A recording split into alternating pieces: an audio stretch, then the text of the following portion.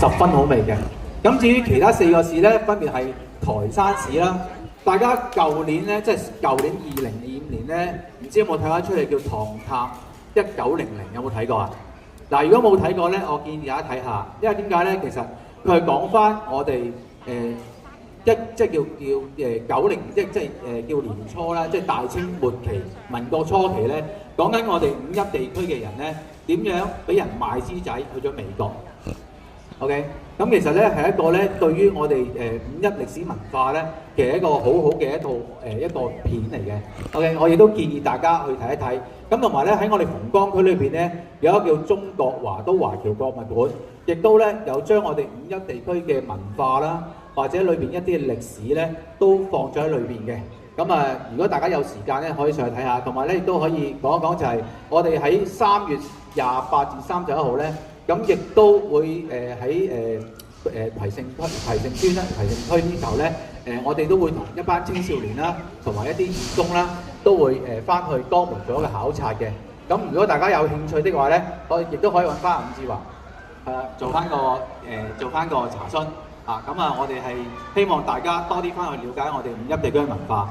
咁另外啦，仲有恩平啦。咁恩平其實咧嗱，我哋有位恩平嘅鄉親喺度啊。OK。咁咧，其實咧，恩平最出係咩咧？其實咧，恩平咧有一個我哋中國嘅飛機之父啊，馮源。其實咧，我哋中國能夠有今日個飛機一個咁好嘅建設或者係咁好嘅設備咧，都係由呢個人去帶動啊。咁係我哋俗稱我哋中國嘅飛機之父。OK。咁另外啦，開平啊，咁第3個市開平啦。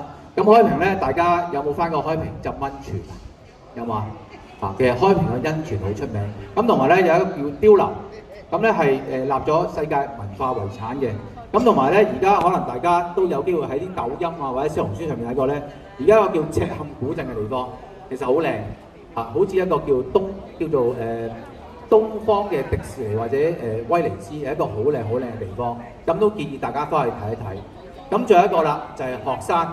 咁鶴山咧，其實咧係最後一個歸入我哋五邑地區嘅一個市嚟嘅。咁大家有睇過葉問係嘛？有睇過呢套電影啊？咪關於講詠春嘅。